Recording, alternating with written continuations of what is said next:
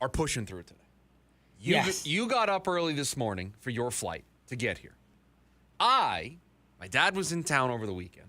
He came here to see me, see his son, but also because John Mellencamp was playing at Talking Stick Resort Amphitheater last night.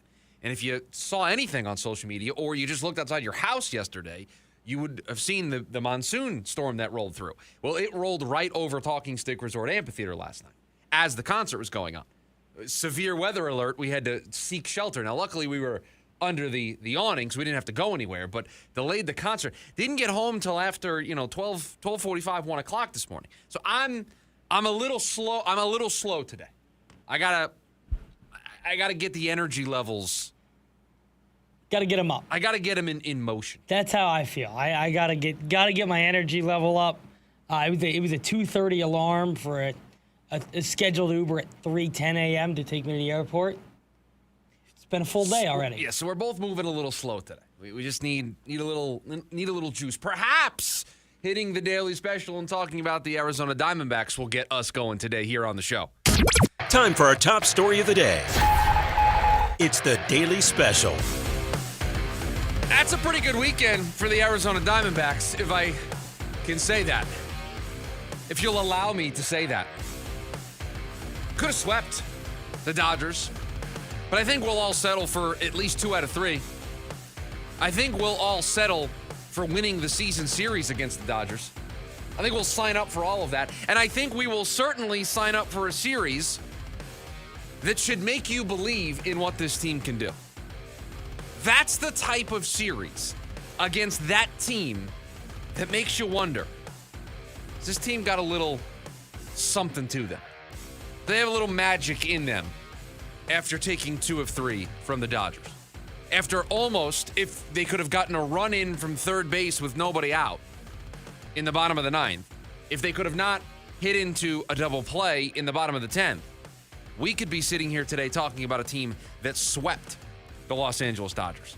And how do you not feel good? I know beat LA has kind of become a tagline for this team. I know the Diamondbacks have done such a great job of kind of going out to LA and taking care of the Dodgers in Dodger Stadium. I know about 2023 where the Diamondbacks broke the Dodgers, and there's some conspiracy theories out there that it was that postseason loss that set the Dodgers on the course to being the arch villain to everybody else in baseball that they are in this moment. So I know the history between these two teams recently, right? Something different about doing it in your own building. Something different about taking the season series from the Dodgers, if you're the Diamondbacks. Feels a little different than winning a postseason series. Feels a little different than going out to LA and winning a series here, winning a series there. This feels a little different. Maybe it feels a little different because you're in the thick of a playoff race and it feels good to match up with one of the best baseball has to offer, holding your own, winning a series, not allowing anybody to gain ground on you in the wild card race. Maybe that's part of it. It being the Dodgers certainly plays a role, but I don't know, something about this weekend. We're going to talk about the pitching a little bit later on here in the show, but overall, a weekend that should make you believe in this baseball team. Yeah, and I think when you circle it as you are playing in the last 4 series, a Pirates team who's right behind you in the standings, a Guardians team who's in the American League playoff race, a Padres team right behind you in the standings, and a Dodgers team who is the best team in baseball.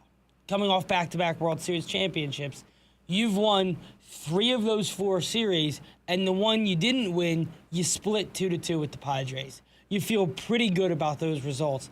And, yeah, you get a week here of the Rockies before you got to take on the Braves and travel to Atlanta, and that's going to be another test.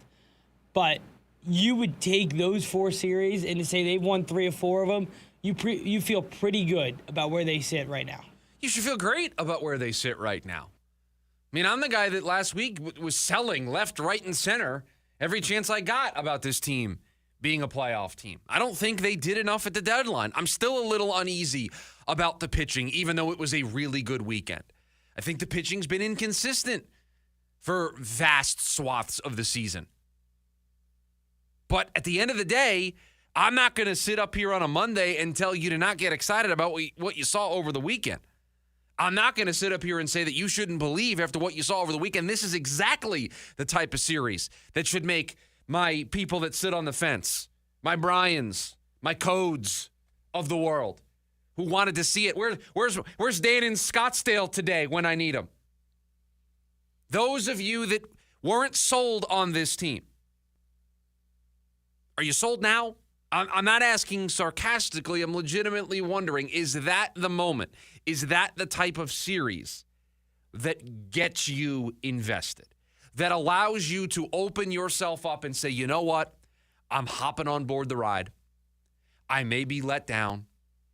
I may be disappointed.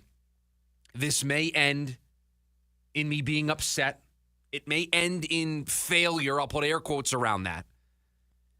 It may end up that way. But I am going to open myself up. I'm going to hop on the train, and I'm ready to be emotionally damaged with everybody else. Is that series over the weekend the series that gets those people that have been kind of sitting out on the sidelines, that have kind of been dipping their toe in the water a little bit with this team, not ready to fully commit, not ready to cannonball in because you don't want to get hurt? Are you ready to dive headfirst into the pool right now? Are you ready to cannonball into the deep end? Are you ready? Is this it? Taking 2 out of 3 from the Dodgers? You should have swept them. You absolutely should have swept the Dodgers over the weekend. And now, producer Evan brought it up. You got the Rockies starting tonight for 3. So should be able to kind of build up even more momentum for you here. Just a great weekend at a great time of the year, and you lock up the season series against this Dodgers team. You play 13 games against them. You win that series 7-6. That's great. You should feel great about that. It's not a tiebreaker that ultimately is probably going to matter. I don't think you're chasing down the Dodgers for the NL West, but you should feel good about the fact that you've played this team 13 times. You've played the Dodgers more than anybody else that's in the playoffs right now. Look at everybody else that's going to make the playoffs. You've got experience. You've played them 13 times. It has been dead even, basically. That's a good thing when you're going into small sample size theater in the postseason and you just need some breaks to go your way. You're going to have that belief. You're going to have that faith. We can go and we can beat that team. And I don't know how many teams in baseball are going to feel that way. You can kind of feel that way because you can point to the scoreboard and say, we beat you in the season series. Yeah, and I also think it's one of those things that I know it's a vastly different team from a few years back. They did beat them in a playoff series too, right? So I think knowing all of those things, they have confidence that they can take on anybody right now. And why shouldn't they? They have. Kind of taken anybody they play in stride. And since the All-Star break, this is, I don't think I'm exaggerating in saying when they're one of the best teams in baseball since the All-Star break. They've been really good. They've been really good. And on Saturday, they got their best performance pitching-wise of the weekend. You said Friday or Saturday? Saturday. Yeah, that's the game they lost. And that's the game they lost. 7 innings, and again, no runs from Brandon Fogg. And again, it's the guy that you would least expect to deliver you that kind of outing. We're going to talk about the pitching. I want to dedicate every time. I want to dedicate a whole segment to the pitching staff over the weekend because they were excellent. I mean, they were fantastic. They were the MVPs of the weekend. Those 3 guys went out there and delivered exactly what was asked of them. And for 2 of those 3 guys, for 2 of the 3 in that rotation, I wasn't sure what version of those guys we were going to get.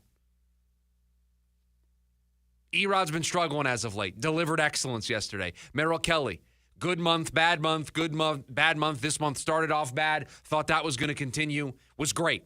So I want to dedicate some time to the MVPs, but timely hitting over the weekend. Bullpen was great. Just a great weekend for this team. And to your point, producer Evan, I wanted to pull it up here. Since the All-Star break, you take 2 of 3 from the Cardinals. You take 2 of 3 from the A's. You go to St. Louis and you beat the Cardinals. You lose 2 of 3 to the Nationals. You trip up there. You take 2 of 3 from Pittsburgh. You take 2 of 3 from Cleveland. You split with the Padres. You sweep you take 2 of 3 over the weekend against the Dodgers. And now we sit here for a 3-game series starting tonight against the Rockies. Got to feel good about this team since the All-Star break. And remember, you mentioning just since the All-Star break, they swept the Dodgers going in to the All-Star break. So just against this LA team, you've won 5 of 6. You won the season series 7-6. You've won 5 of your last 6 against this team. You swept them out there. You took 2 out of 3 from here. You should have swept them this weekend. All right.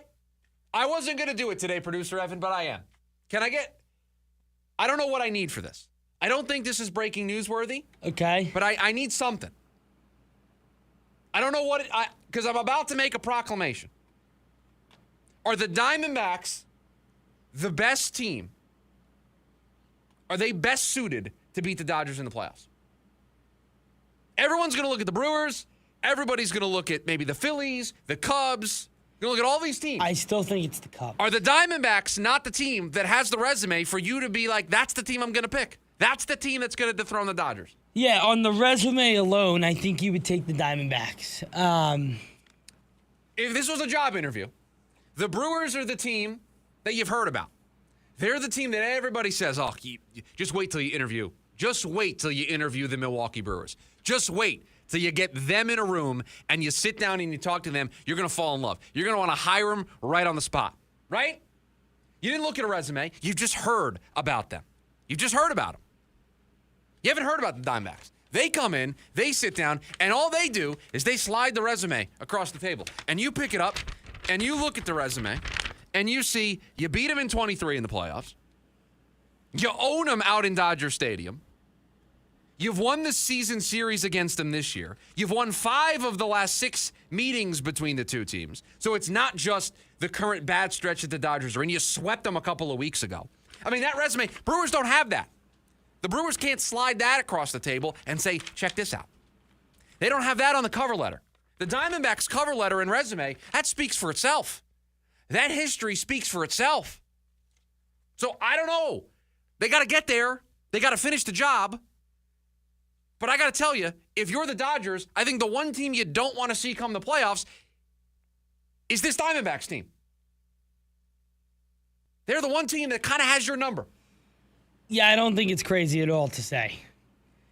If you are a Dodgers fan today, I think you're not hitting the panic button quite yet, but you are starting to get concerned. Now, mind you, playoff series starting today, I'm still picking the Dodgers. Still picking the Dodgers. I think all of us are picking the Dodgers. There's just too much talent, right? And I just, despite how well they pitched again this weekend, the consistency from the pitching right, again, still makes me nervous. Would still pick the Dodgers just because of the pure talent level. But if you sat me down and said, Chris, you got to pick one team right now in the playoff race, in a playoff spot that you think can beat the Dodgers, how is it not the Arizona Diamondbacks today? How are they not the immediate answer? Yes, recency bias because of just what they did over the weekend. But just look at it. They're the team that's seen them the most. They're the team that has their number in the playoffs. They're the team that beat them in a season series this year over the largest sample size you're going to get because it's a division rival. Just everything points to that would be the team that you would pick. So, yeah, the type of weekend, the type of series that should make you believe, that should, if you're still on the fence, for you to get off the fence and support this team. You may be let down. Only one team can win a championship. So it may end in disappointment. This ride may not end well. But you should be on the ride, especially with what they did over the weekend against that team. You circle those series on the calendar and you say, please, you don't want the Dodgers fans to take over Chase Field and just fill up the arena and just get to just cheer away their team for 3 days. You dread it when you see it on the calendar. You dread when the Dodgers are in town because you know what it's going to look like. Well, guess what? All those Dodgers fans that filed in over the weekend, they did not have a good time. Those Dodgers fans that were in the building over the weekend didn't enjoy themselves. They had one day. The other two didn't go well. Do they have a closer? Can Edwin Diaz close games for them in the playoffs? Can Dave Roberts actually trust him right now? Max Muncy striking out like 50% of the time right now. They're a mess. Ohtani's not pitching. Mess. The offense, they can't score, which is a huge issue they have right now. They didn't have a good weekend. You did. Take that victory lap today. Enjoy it, but get on board. Don't sit on the sidelines anymore. Don't sit on the fence. Enjoy it. You may be let down. That's sports. That's life. but enjoy it. This team is earning.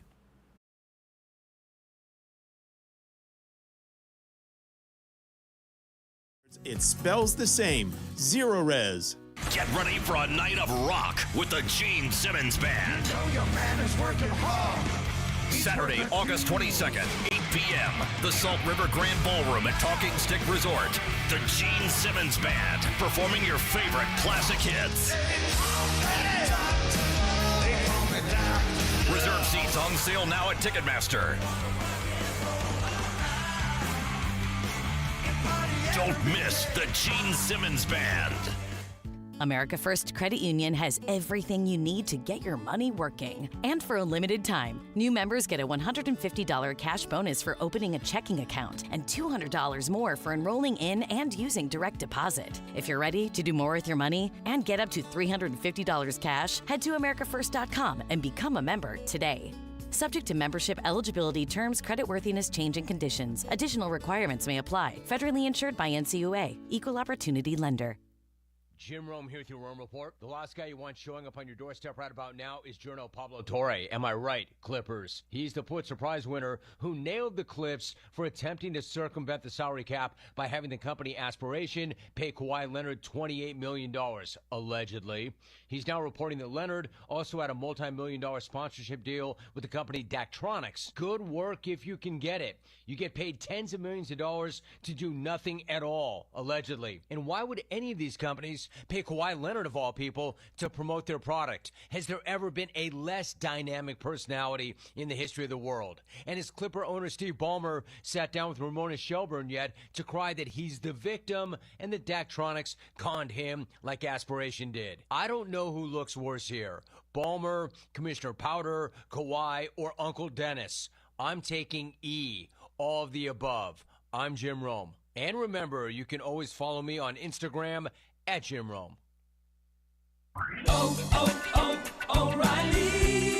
O'Reilly Auto Parts gets you back to savings. Purchase any 5 quarts of Syntec Full Synthetic Motor Oil and receive a free MicroGuard Select Oil Filter. Limits apply. You can also save 20% on a MicroGuard or MicroGuard Select Engine Air Filter when you purchase this Syntec Oil and Filter Special. Get details at O'Reilly Auto Parts.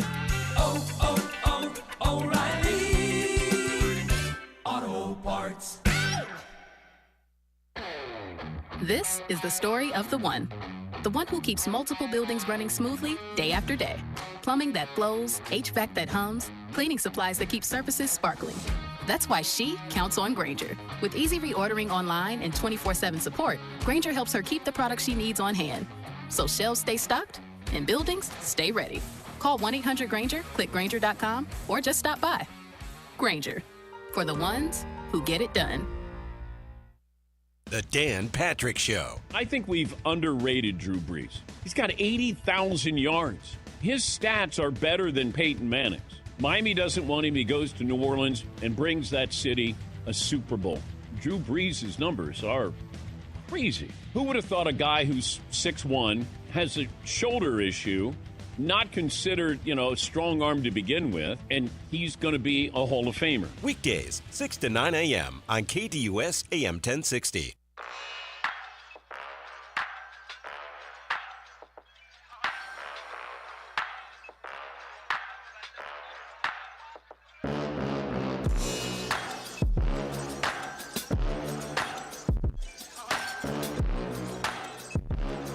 Producer Evan, I had this thought over the weekend.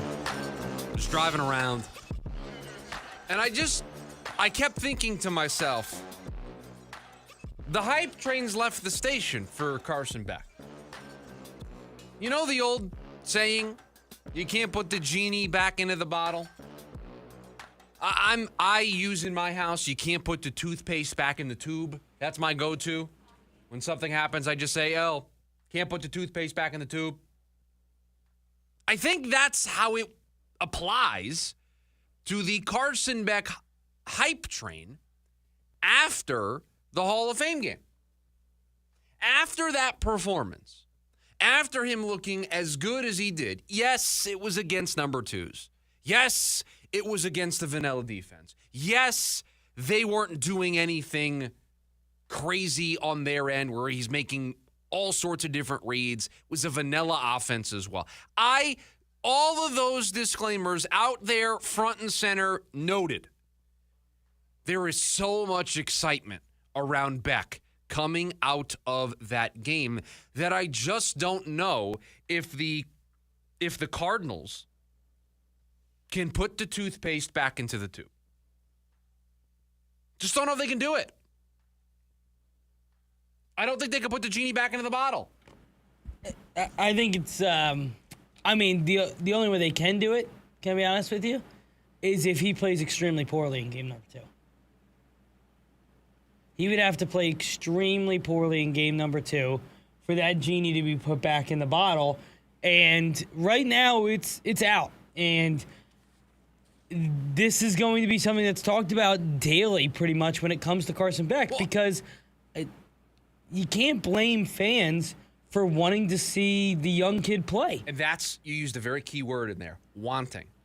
The want among this fan base after the Hall of Fame game, and probably before it as well. But the Hall of Fame game is what puts it front and center.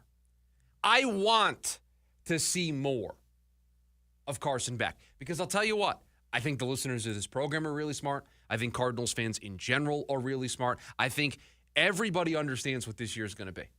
Everybody knows you're not booking your tickets to the Super Bowl. You're not booking your tickets to an NFC Championship game. You're not doing that. So you want to sit down every Sunday, because the Cardinals aren't playing Thursday or Monday. They don't have any primetime games. So you want to sit down every Sunday, and you want it to be worth your time. You want to get enjoyment out of watching football. If you can't compete and you can't win enough games to be a playoff team, can you at least be entertaining, right? I mean, that's the bar that you got to clear. And while, yes, I think Jacoby Brissett in this offense can be entertaining, everybody knows he's not the future. Everybody knows he's not going to be the starting quarterback in 2027. And so when you have a kid sitting on the bench, when you have a guy that impressed you the first time that you got a chance to see him, and you know it's a lost season, you just want to see him play. You'll take the growing pains. You'll take the ups and downs. You'll take the good with the bad. You'll take it all, because that's at least entertaining, and that's at least moving you in the direction of a potential future. Yeah, and I think you use the term entertaining. I think that's the best way to describe it. I think there is going to be an excitement about a young quarterback playing, and he plays poorly one week, he plays well the next week. It'll give some people things to talk about. You'll be in the news, and people will be excited to see the next chapter, the next game, whatever you want to call it, for Carson Beck. And right now, you just don't have that excitement with Jacoby Brissett. I think Jacoby's had some really nice moments in his career. I know who he is. Jacoby Brissett's not going to change as a player this year. He's not going to change this franchise this year. Carson Beck might be able to change this franchise. And maybe it's not this year, but maybe it's in 2 years. I want to see that guy play. Now, I still think Jacoby Brissett is your week 1 starter. I agree. But my point here about not being able to put the toothpaste back in the tube, the moment he has a bad outing, the moment he struggles as a starter, we are going to hear it. You're going to hear it. Correct. There is no 1,000%. Everybody's going to hear it. There is no avoiding that, right? With the way that he played, and I'm sorry, I don't think he's going to play poorly all preseason, right? I mean, you said if he has a poor outing in preseason, that might slow this hype trade down a little bit. I don't think that's going to be the case. I mean, he looked good over the weekend. He looked great in the red-white game. So he continues to just stack up these good performances. And he looks calm, and he's so calm in the pot. Like, those things are the most impressive things to me. And so you add all of it up. I read a CBS Sports story today it was yesterday, that I wanted to talk about today here on the show, about how the Cardinals, thought he was a first-round quarterback, able to get him in the 3rd round. They love what they're seeing from him. Yeah. Mike LaFleur definitely had a say in this kid being selected in the 3rd round. You don't think Mike LaFleur is going to want to get that guy on the field and playing as much as humanly possible? You don't think he wants to see as much of Carson Beck? Because let me tell you something. Mike LaFleur is going to be the head coach of this team in 2027. So he wants to either know Carson Beck is my quarterback or it's time for me to start putting on some college tape and figuring out who my next quarterback is going to be. And this year is all about figuring out if we trust Michael LaFleur with that decision. But so far, what we're seeing from Carson Beck tells me he's got a pretty good eye for this stuff because he definitely had a say in that selection. You don't draft a quarterback that early without your head coach saying, yeah, I like what I see on film. And I've loved what we've seen thus far. He looks super calm, composed, confident. He looks like he's a 5-year vet. He doesn't look like a rookie. He doesn't sound like a rookie. He just is going out there doing his job every single day, operating this offense. Again, still think he's going to be the backup week 1. But I got to tell you, with how tough the schedule is for the Cardinals, and those first 4 games are pretty rough, if Jacoby Brissett lays an egg early, let me tell you what you are not going to care about. You're not going to care about Jacoby Brissett's raise. You're not going to care about, because I've seen this on social media. Oh, the Cardinals would be foolish. Producer Evan, get this. They'd be foolish to start Carson Beck week 1 because they're paying all this money to Jacoby Brissett. They're paying all this money to Kyler Murray. They're paying all this money to Gardner Minshew. They got all this money tied up into their quarterback room, and yet none of those 3 guys are going to start. Carson Beck is going to start. Can I tell you what's not going to matter if Jacoby Brissett doesn't play well the first 4 games of the season? Can I tell you what people aren't going to care about? You're not going to care about how much money Kyler Murray's making from the Cardinals this upcoming season. You're not going to care how much the raise was for Jacoby Brissett. You're not going to care how much they signed Gardner Minshew for. You're going to care which quarterback gives me the best chance. Which quarterback do I want to see play football? You don't care the dollar amount next to their name. You don't care what their contract status is. You don't care about any of that.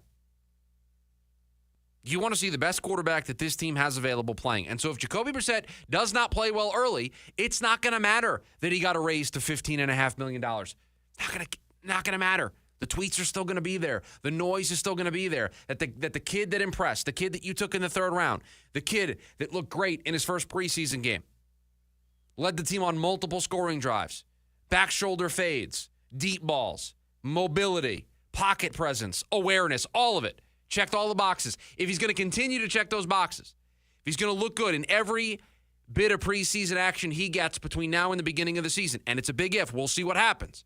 But if he does, if he checks all those boxes and Jacoby Brissett falters, what are we doing? What are we doing here if we're not playing Carson Beck right away? Who cares? Who cares how much money Jacoby Brissett is making? Who cares? That you cut Kyler Murray and you've got a dead cap hit. Who cares? That you paid Gardner Minshew as a backup. Who cares? None of it matters. What matters is putting the best quarterback on the field. And if Carson Beck continues to grow and stack these good performances all preseason, and then we get to the regular season and Jacoby Brissett doesn't put those performances together, you know what also is not going to matter?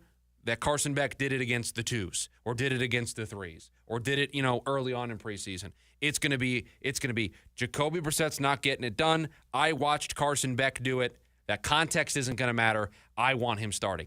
The hype train is left the station. You can't put the toothpaste back in the tube. We're going to see Carson Beck before Halloween. Convinced of it. I agree. And I think that if he continues to play well in preseason, this train is only going to pick up speed. That's the other thing, too. Right now, I feel like we're at a level 1. Yeah, we haven't even really pressed down the accelerator yet. Yet it feels like it's pretty loud. And so this is only going to get louder. This is only going to be more of a talking point week in and week out. If he plays well and we're getting to the point where it's already alarming, and we're 1 preseason game in. Oh, and by the way, that's the extra one. They still have 3 more. 480-864-1060 is the phone number for you to join us here today on the program. We've also got you over on the KDUS AM 1060 YouTube live stream. When we come back, pitching. It was the story of the weekend for the Diamondbacks. We'll talk about it next. The lunch break, KDUS AM 1060.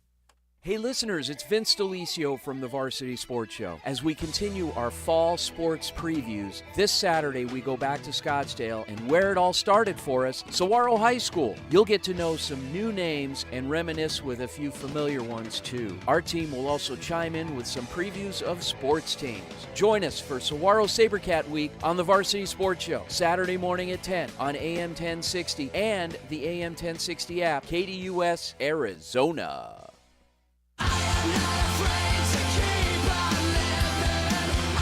My Chemical Romance, The Black Parade 2026. Live at Chase Field, September 6th, 2026. With special guest, Jimmy Eat World. Get tickets now at livenation.com. For more, visit mychemicalromance.com. If you're thinking you have low T, well, then it's time to start for free. For a limited time, get prescription testosterone therapy with no startup fee only at Red Mountain Weight Loss. Hey, just because you're getting older doesn't mean you have to feel older. Prescription testosterone restores your get up and go, so you'll feel like you're 20 again. You'll gain more muscle with less effort in the gym and lose that dad bod for good. You'll also think better, sleep better, and your love life will be better. Look, don't be fooled. Nothing boosts testosterone like actual testosterone. So skip the gimmicks and start enjoying life with prescription testosterone. It's a game changer. Prices start as low as $129 per month. So don't wait. Book your video appointment today and they'll waive the startup fee only at Red Mountain Weight Loss. Go to redmountainweightloss.com or dial pound 250 on your phone, keyword Red Mountain. Red Mountain Weight Loss. Real testosterone. Real doctors. Real results. Organic and grass-fed. Yes, chef. Responsibly sourced seafood. Never frozen? Yes, chef. At Sprouts, every cut of meat is handpicked for flavor, freshness, and quality worthy of the chef at home. Yes, chef. Sprouts Farmers Market. Hi, I'm Tom Shane, third-generation owner at Shane Company. As a family jewelry business for almost 100 years, we are known for doing right by our customers. Our legacy of integrity depends on it. Here are 3 things we never do. We never cut corners. Our engagement rings are made to high-quality standards, and we stand behind them with our all-inclusive free lifetime warranty. We never buy diamonds without seeing them in person. We travel to the source, eliminate the middleman, and get first pick of the most beautiful stones. Then negotiate the price on your behalf. We never try to trick you on price. We don't mark up the rings just to mark them down and call it a sale. We offer true value from the start, so you get the best price every time. At Shane Company, we put you first because a friend always has your back. Shane Company, your friend and jeweler. For 25 years, Primavera has helped thousands of Arizona students succeed with an accredited world-class education, tuition-free and from home. Don't wait. Enroll today at ChoosePrimavera.com. That's ChoosePrimavera.com. The Jim Rome Show. You would think the Dodgers trading for Tarek Skubal was some sort of crime against baseball. Everybody knew it was going to happen. That trade did nothing to ensure a lockout. The owners are going to lock the players out, not because of the Dodgers' spending power, but they're going to lock the players out for the same reason they always lock the players out. They want their salary cap. If they don't get the salary cap, it's going to be because the players have always sworn they will never agree to one. 1 to 4 p.m. Monday through Friday here on KDUS AM 1060.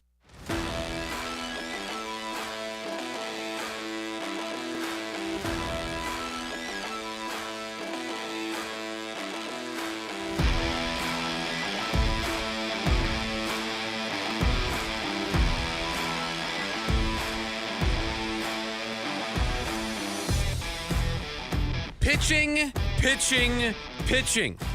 That was the story of the weekend for the Arizona Diamondbacks as they took 2 of 3 from a Los Angeles Dodgers team that right now can't get out of their own way. And it started with the guy who's had the most up and down season of the 3, Merrill Kelly, going 5 2/3, the 1 earned run, and he had to leave the game early because of cramps. Now, producer Evan, I don't think this was an issue last year when you first joined the show.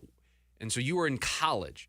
But do you remember, are you familiar with the Merrill Kelly cramping saga that has plagued his Diamondbacks tenure at times? I don't think I am. He has a bit of a history where every so often this issue pops up, and for a couple of starts, he just deals with it. So it was, I think, let me try to see if I can remember correctly. I think it was in 23. I think it was the playoff year. He had an issue with it, but this is not the first time he has dealt with a cramping issue with needing to leave starts early. So he had that happen again, but it was a really good start for him in general. Feel good about him bouncing back with the 5 2/3, just the one earned run allowed. And by the way, since July 1st, it's a 2.82 ERA for Merrill Kelly. So he's been good. So outside of that one bad start at the beginning of August, it's been mostly good for Merrill Kelly. And then I think the best start of the weekend comes in the loss, where Brandon Pfaadt goes 7 scoreless. Just the 2 strikeouts, but 7 scoreless against the Dodgers. And then Eduardo Rodriguez, my apologies. Do we have some apology music? I think I need to apologize for Eduardo Rodriguez for doubting him, because I was kind of a little uneasy over the last couple of starts for Erod. He delivered 7 innings, 2 earned runs, 9 strikeouts against the Dodgers. He's been really good against the Dodgers this season, too. I think this is like his 3rd start against them, 3rd or 4th start against them, and he's been great against them this season. Pitching. It's the name of the game. It's the great equalizer. I tell you this all the time. If you've got pitching, you can survive almost anything else. It's why I wanted them to go out and get a starter at the deadline. They just know how important pitching is when it comes to the postseason. There are some reports out there that Paul Sewald has been DFA'd because the Diamondbacks over the weekend, they picked up a pitcher from the Nationals, because the Nationals DFA'd a pitcher over the weekend, and they picked him up. I think it's a deal with a mutual option for 2027, and Michael Soroka's coming back today, so there's a bunch of roster moves that have to be made, and it appears as though Paul Sewald is going to get caught in that roster shakeup. As reported as from another source here in town, Paul Sewald has been designated for. You can just say that. John Gavadoro tweeted reported that Paul Sewald has been designated. I assume that everyone listening to this show knows who that is. So yes. I'm not worried about the listener battle between me and Gambo. But yes, he's reporting that Paul Sewald has been DFA'd, and it's Zach Littell, I think. Yes, Zach Littell is who they brought in. And is that a rough year in Washington, hence why they were DFAing him, has been a reliever in the past, so we'll see what the Diamondbacks have in plan for him.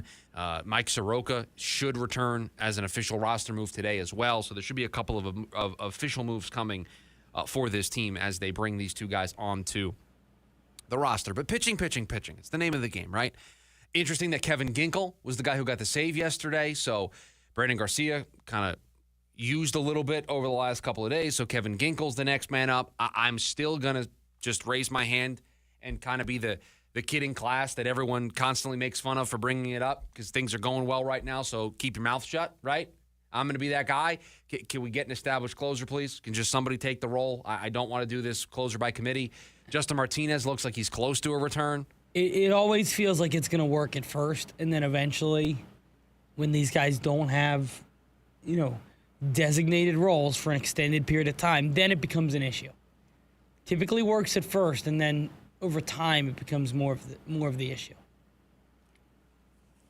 So just find somebody, whether it's Justin Martinez. The unfortunate news that we learned over the weekend, or at least since the last time that we did a show here, AJ Puck shut down for the remainder of the season. I also don't want to be this guy today, but this is why you don't assume guys are going to come back, right? AJ Puck was supposed to come back in what? The beginning of June? Maybe the middle of June? He was supposed to be back by now. Being a lefty flamethrower that was throwing, 97 plus. You don't have that. So that's why you got to be careful with assuming that you're going to get all these guys back healthy and they're going to be able to provide exactly what you need over the final month and a half of the season. So pitching. It was the name of the game over the weekend. They got 3 great starts. The bullpen was excellent. The bullpen was excellent on Saturday. It was great yesterday. Just great. Just throwing up zeros, doing exactly what you need to do, and helping this team take 2 of 3 from the Dodgers. And the bullpen's been a strong spot for this team all season. They're now kind of going through it a little bit now that Sewald's been removed from the closer's role. Reports that he's being DFA'd, so is not going to be a part of this bullpen any longer. Shuffling some roles around, and Torrey's going to have to settle, I think, some guys into some roles at some point because I don't think you can win this way, but it worked over the weekend. 480-864-1060 is the phone number for you to join us here today on the program. We've also got you over on the KDUS AM 1060 YouTube live stream. When we come back, let's recap the weekend. How did we do with our weekend winners? We'll do it next. The lunch break, KDUS AM 1060. The NASCAR Cup Series returns to the action track. They're wrecking. Trouble off turn number 3. Joey Logano gets nailed. Here comes Bubba Wallace, Brad Keselowski, Connor Zillage. For a Saturday night showdown at Richmond Raceway. His orange Toyota Camry wide up against the safer barrier. Denny Hamlin comes to the start-finish line. It's the Cookout 400. Coverage begins this Saturday at 3 p.m. right here on KDUS AM 1060 and the KDUS app. For over 50 years, they redefined rock. The spirit lives on. Monday warrior, mean strike. Today's Tom Sawyer, mean pride. Geddy Lee and Alex Lifeson celebrate 50 years of Rush. 50-something tour, December 1st and 3rd, 2026, Desert Diamond Arena. Tickets are on sale now at rush.com. Legends don't stop. They evolve. Rush.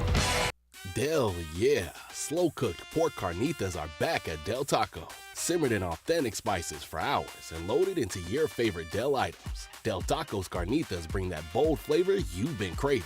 They're available in street tacos, loaded fries, a combo burrito, quesadilla, nachos, and even a big fat taco.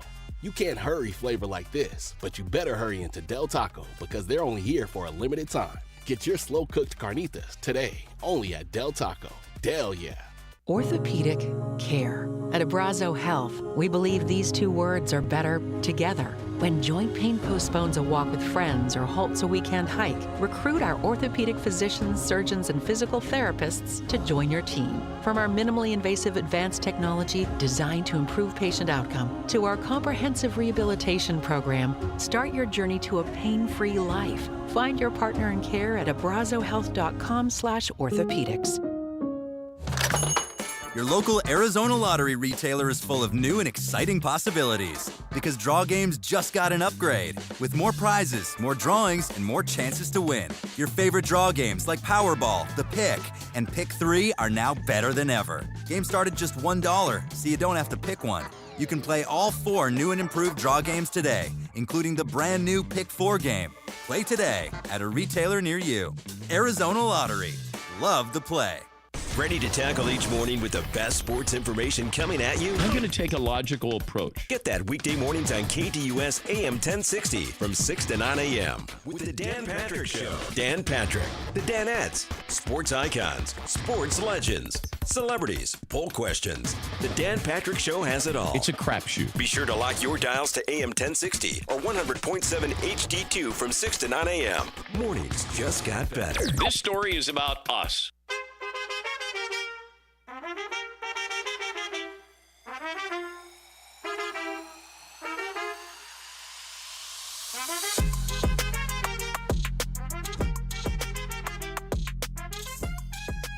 Wrapping up hour number 1 here of the program. Thanks for hanging out with us here today on the show. It's time to recap the weekend. How did we do with our weekend winners? The man with the list who writes these things down for the show, because I certainly don't, is Producer Ev. And I am the man with the list. And to get us started, I will start with our picks in racing. You selected, for the first time all year, Kyle Larson. Yeah, first time I really went out on a limb and Yep. And then I selected Joey Logano. So both of those guys came up short this weekend. By the way, who did I pick the last time we had a race? Ty Gibbs. Who won this week? Ty Gibbs. That stinks. You selected the Dodgers. The Dodgers lost 2 of 3 to the Arizona Diamondbacks. I took the Diamondbacks. So It's good for you. So the first person with a win so far. First person with a win so far is me. You took the Boston Red Sox. I think I feel good about this. Yeah, the Red Sox. My dad was in town, so I wasn't watching a lot of other baseball than the Diamondbacks. So and the Mets, obviously. We'll recap it. So on Friday, the Red Sox, I believe, got a win. Let's try to. Oh yeah, a 13-1 win on Friday night. All right.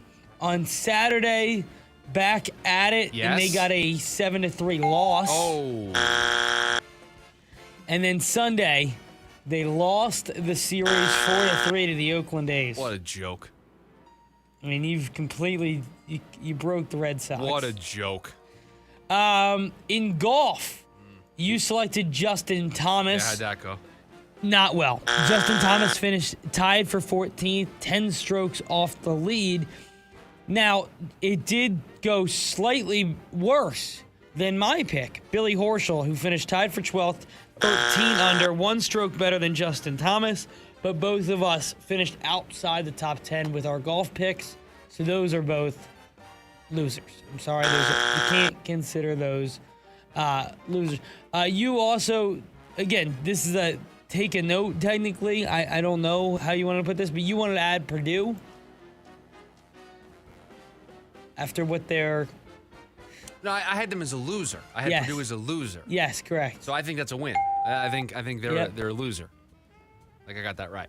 I think that's right. I feel good about that. Your last pick was my friends. Okay, this is what I've been waiting for. I didn't ask you today when you got in. Yep. So you played a golf match against your friends. Of course. And so you picked yourself, and correct. so me being the great radio host that I am, understanding how good the content would be, I took your friends. At beautiful Half Moon Bay. That's right. And then I was a little troubled because you said the name of the course. I'm a huge moon guy. And it concerned me then. Before I tell you who wins, it opened with a early lead from me. I got out to a really good start. Not actually a great golf start for me, but good enough to take a few hole lead. You were playing match play? Match play. All right. Yep. And they were playing best ball? Not like a scramble. They were just, like if you get a 5 and I get a 6, we're taking the 5. So whoever got their best score would represent their team. Correct. So at the end of 9, I was up 2 holes going into the 10th. We need a lot of work on the back 9. So we needed a lot of work on the back 9, but it was a missed putt on 17 and sent it to the 18th tie. Let's go. The 18th. Let's go. By the way, I blame my one buddy. It's a course he worked at through. Oh, here we go with the excuses. Here we go. He knows the pin placement. No, it's not even the pin placement. Through his entire life, and you're looking at this hole. It's gorgeous. Like it's great. There's water on the right side. But he fails to note, oh yeah, also there's a ravine. Yeah, he doesn't. Right before the green. No, he doesn't know you that information. You got to scout the course. And so I hit driver. That's great. Right in the ravine. Right in the Let's ravine. Let's go. In the middle of the fairway, but right in the ravine. Then try to chip out of the ravine. Oh, stayed in the ravine. I didn't stay in the ravine, but I didn't get on. So I end up making bogey. They make a putt for par. They end up beating me on the last hole. Let's go. The name of your friends? Luca and Lucas. Let's go, my guys. Way to back me up. Sometimes you'll see both of them in the chat. Let's go, guys. It's a great job out of you.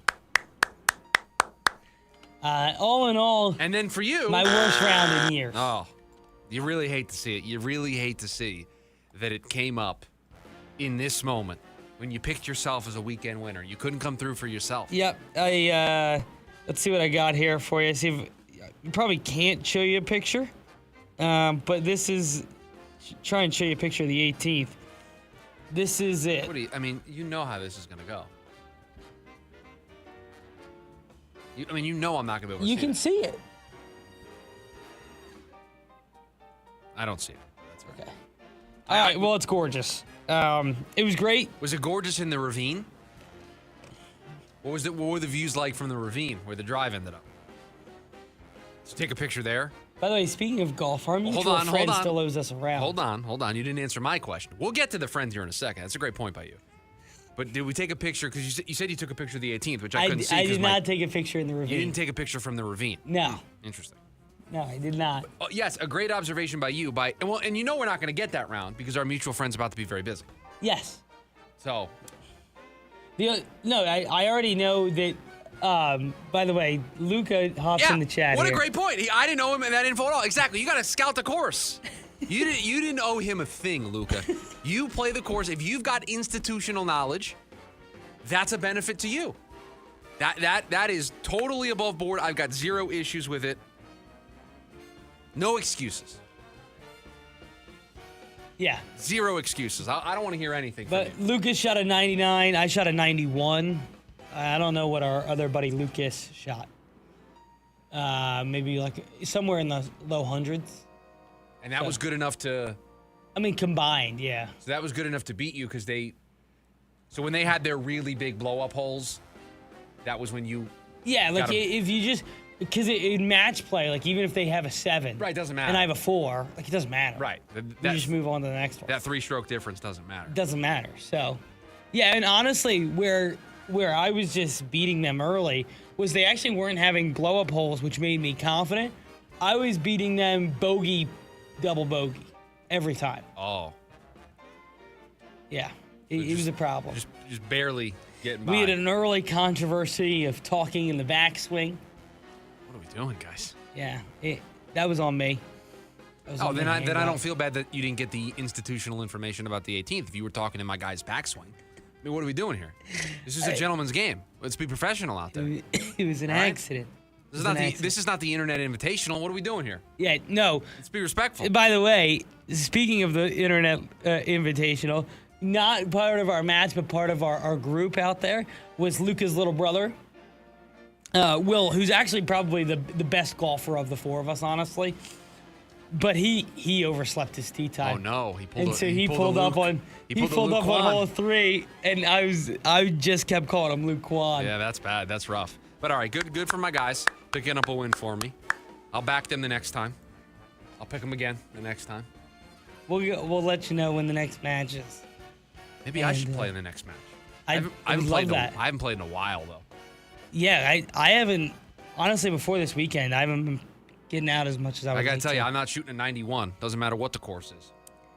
My dad's coming out in a few weeks. That'll best, probably mean I'm playing. The best I've ever shot is like a 98. I shot, where was this? Shot a 78 up at 77, 78. What was the course called? Out in Chandler. Well, I'll remember it. You have a whole break now to think about. Yeah. it. So. Yeah. Hour number 1 of the program in the books. I want to talk about Mike LaFleur. How about some ASU football?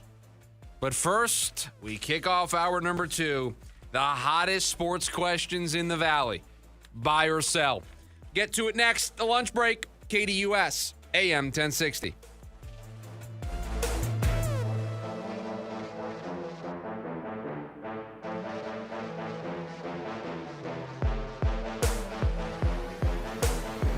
AM 1060 KDUS Tempe Phoenix and KSLX HD2 Scottsdale Phoenix.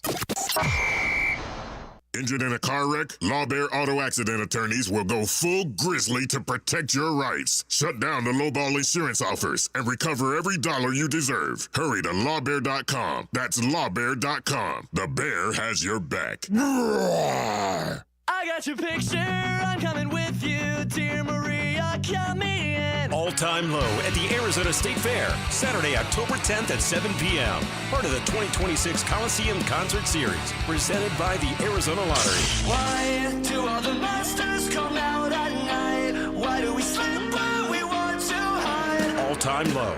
All seats are reserved and include fair admission. Get your tickets now at azfair.com. Join us for a state of wonder. Winning once, that's a good season. But building a streak, that takes showing up. Every call, every claim, every day. AAA Auto Insurance is ranked #1 for auto insurance customer satisfaction in the Southwest by J.D. Power, 2 years in a row. And we don't take this repeat for granted, because trust isn't given, it's earned. Join the millions of satisfied drivers who choose AAA Auto Insurance. Get a quote at AAA.com/quote. For J.D. Power 2025 award information, visit JDPower.com/awards. Summer's almost over, but with a new Toyota from Toyota's National Sales Event, you can turn your end of summer scaries into end of summer woes. In the mood for some elevated dining? Pack a picnic into a 4Runner and hit up a stunning mountain vista. Whoa! Haul a bouncy castle in a Tundra and get crowned the coolest dad at the park. Whoa! I'm king of the castle! Drive a Tacoma to the lake to go wakeboarding. Whoa, that was awesome air. Let's go again. Or take a BZ to an amusement park with friends. Whoa! Keep your woes going this summer in a new Toyota. Event ends August 31st. Dealer inventory may vary. See your participating Toyota dealer for details. Toyota, let's go places. Your dental health affects your whole body's wellness. Got a broken tooth or need a crown? At Arizona Crown Center, you can expect care focused on crowns and bridges for just $6.99 per tooth, including your x-ray. That's less than half the usual cost. With Arizona Crown Center, expect top quality, efficient treatment backed by a 3-year unconditional guarantee, and even same-day service. They keep it simple and affordable, so you can enjoy the foods you love without worry. Plus, their friendly team makes every visit comfortable and easy. Whether it's your first crown or replacing an old one, they personalize your care to fit you. That's something to really smile about. Don't live with discomfort. Visit azcrowncenter.com for your free consultation today. Serving the Valley for over 20 years with offices in Chandler, Surprise, and Prescott. Get premium dental crowns and bridges at a price that fits your budget. azcrowncenter.com. That's azcrowncenter.com. Your smile's best friend. The KDUS AM 1060 app is brought to you by Law Bear Auto Accident Attorneys. Hurry to lawbear.com. That's lawbear.com. The bear has your back.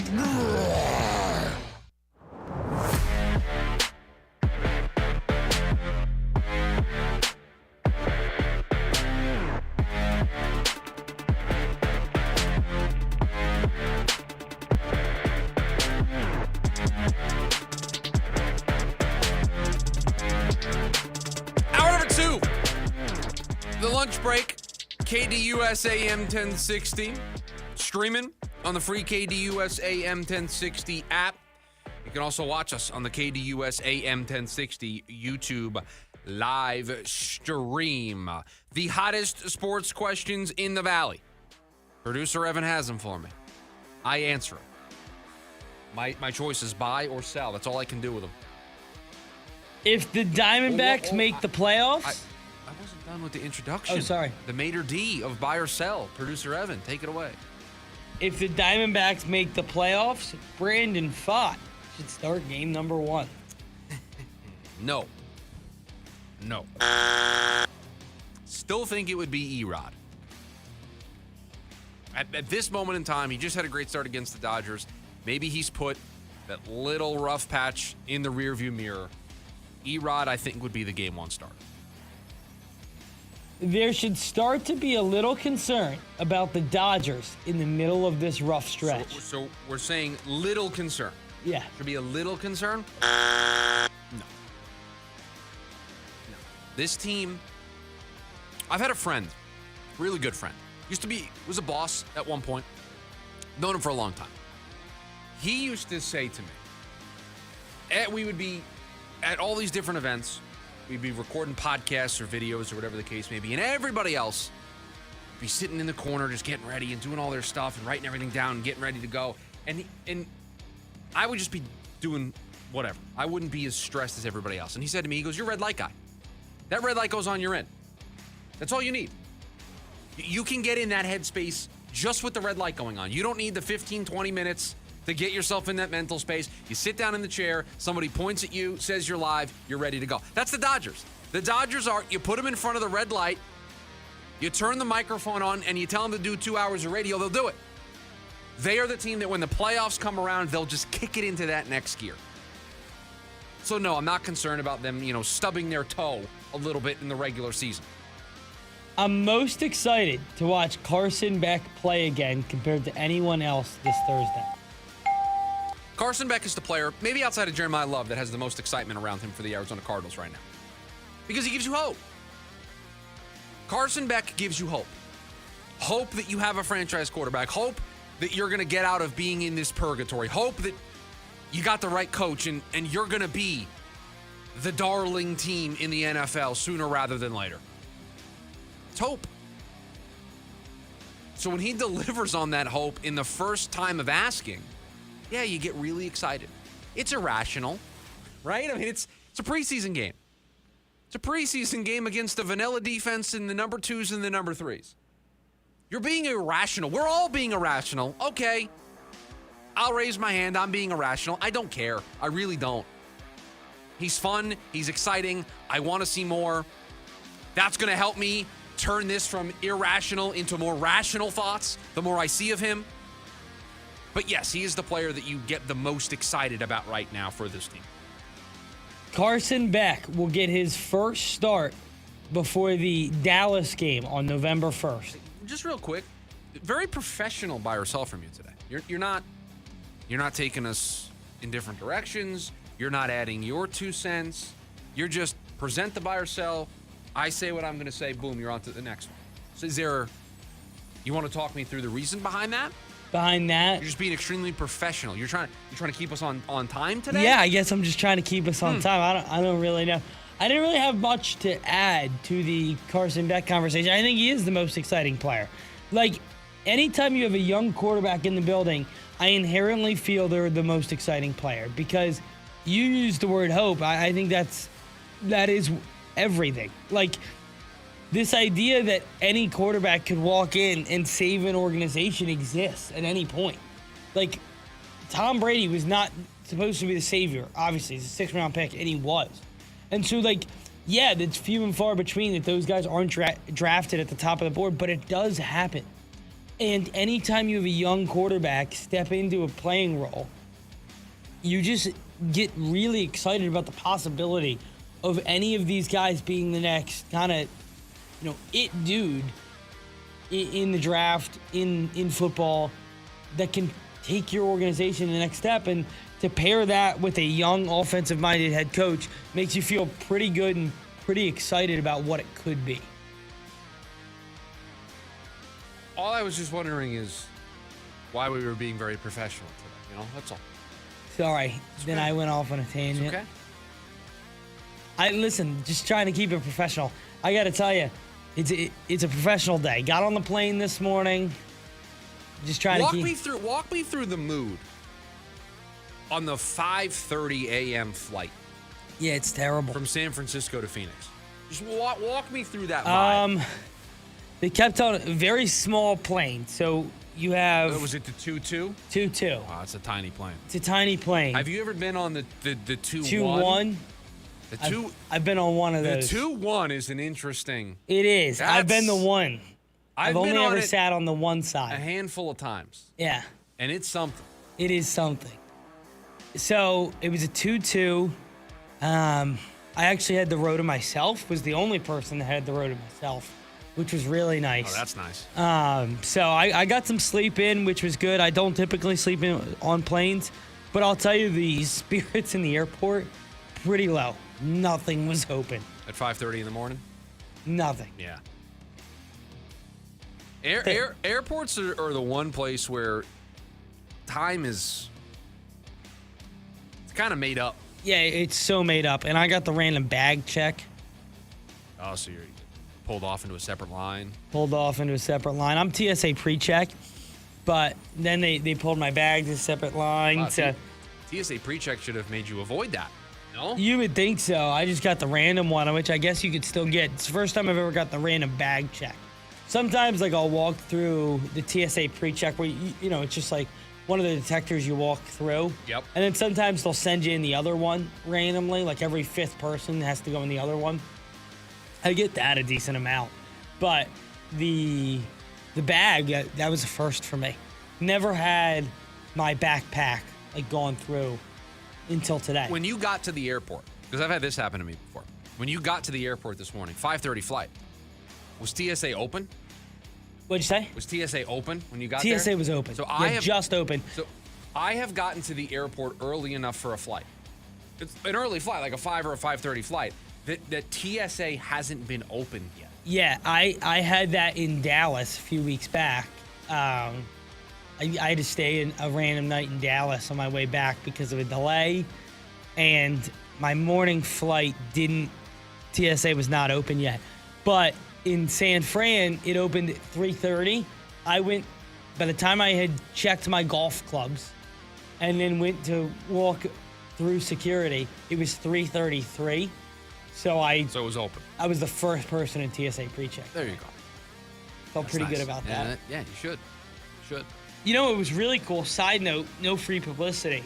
So I went to schedule my Uber. I thought that was probably a better strategy. He says no free pub, and then he just name drops the place. What's he doing? Went to schedule my ride service. I mean, that would have been a better follow-up to I'm not going to give out the free publicity. But to say no free pub and then give the free pub is a choice. But when I scheduled it. Sure. And then I was on the app, scheduled it, or like went to schedule it, and I searched, San Francisco International Airport from my buddy's place. And then it was like, what flight, like what airline, chose my airline. Then it listed out all the flights. And because mine was so early, I was like the second flight of the day. And I selected it, and they were like, well, our car will come at X time. Oh, that's nice. It was really nice, really well done. That's very good. Yeah, loved it. It was great. Extremely professional, some would say. Well, what has become unprofessional has been by ourselves, because we've gotten completely off task here. You want to get us back on task? Yes, and I'm blaming that. No, that's on me. That's not on you. I'll raise my hand. That one's on me. A team not currently in a playoff spot will make the wild card or the playoffs. Because I guess one of these teams could come back and win the division. A team that is currently on the outside looking in. Going to find their way into the playoffs. That's what you're asking of me. Correct. I think some candidates in the American League. I mean, you have the Tigers. They're a game out. Game behind the Texas Rangers, who in the West are just a game behind the Astros. Cleveland, certainly in the mix, 1.5 games back. You have a really tight race. You have 4 teams all within 2 games of the Rangers. I'll buy this only because the Rangers can still win the division. They're only a half game back of the Astros for the division. And one of them will. And then, the Tigers are only a game out of a playoff spot in general, but they're also 3.5 out of the Central. Padres are 1 game out of a playoff spot. So I've got some decent choices. Yeah, I think you got options on this one. I'll take the field and say one of those teams on the outside gets in. Okay. No team will start their starting quarterback, their week 1 starting quarterback, in the first week of the preseason. Nobody across the entire sport of football? Somebody's going to do it. Don't you think? Somebody's going to do it. I do. I think it'll be the Raiders. I think if you made me look through the teams, I think the Raiders could do it. I think the Jets could do it. Is Kirk back from his suspension? Oh, yeah. Are him and Max Crosby allowed to participate in practice? How about that, by the way? Or was that just we haven't even talked about that. We haven't had time to talk about it. It happened while we were gone. Unbelievable. It happened between Friday and today, so this is the first chance for it to come up. Unbelievable. Not great to have the 2 veteran leaders of your team throw down at practice. But by the way, great on Clint Kubiak. Yeah. To say, no nonsense. Get out of here. I think that's how you build a culture. That's right. I love that. I thought that was a great move. But no, I think somebody will start their starter, yeah. Okay. You said start or play their starter? Play their starter. Yeah, this starter. A starter will play. And I just think that's, however you want to do it. However you would like to do it. Cutter Boley. Oh, we're going to talk about him in the next segment. Yes, I wanted to warm you up with our last one here, talking about Cutter Boley. Cutter Boley will start every game for ASU football at quarterback this year. So in order for this to be true, the performance has to be good. Yes, stay healthy. And he has to stay healthy.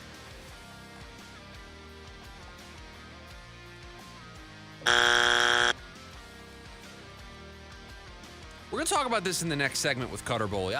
What are we, as a group here, we can discuss. What are the expectations on Cutter Boley for this upcoming season?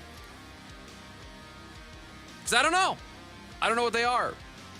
I know what the expectations for the team are, considering what Kenny has done his first couple of years here.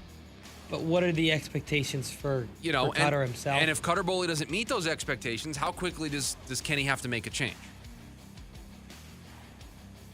It's a great question. I don't know. That's why I want to talk about it. But for the moment, I will sell the idea that he plays every game. That's all I got for you. There you go. There you have it. Buy or sell here today on a Monday. 480-864-1060. The phone number for you to join us here today on the program. We've also got you over on the KDUS AM 1060 YouTube live stream. When we come back, he's the new face, but is anybody talking about him? That's next. The lunch break, KDUS AM 1060. The Lunch Break with Chris Schubert. You're getting somebody who can work a decent at bat. I think that's the most generous way to describe Lars Newport. I am very hopeful that he's going to be able to contribute. I just think if people are thinking that he's going to be able to walk through that door and be that missing left-handed power bat, because remember, they're going to lose Max Kepler if they get to the postseason. If you're expecting that to be Lars Newport just because he hits lefty and he's the only bat the Diamondbacks brought in, I just am trying to set proper expectations for you. That's not who he is going to be. Live Monday through Friday, 11 a.m. to 1 p.m. I'm John Morgan of Morgan & Morgan. Why should you hire America's largest injury law firm for your case? There's lots of reasons. Just like there's a reason millions of people called us last year in their time of need. When it comes to fighting for justice and compensation, millions of people across the country trust us to go to battle for them. We became the largest injury law firm in the world for a reason. There's only one Morgan & Morgan, forthepeople.com. Injured? Dial #law or visit forthepeople.com for an office near you. Foreigner, celebrating 50 years. You're as cold as ice. 5 decades of hit songs. Feels like the first time. Come alive on one stage. Foreigner. Sunday, October 18th, Talking Stick Resort. Tickets on sale now at TalkingStickResort.com. All the hits on one stage. Foreigner, celebrating 50 years, live.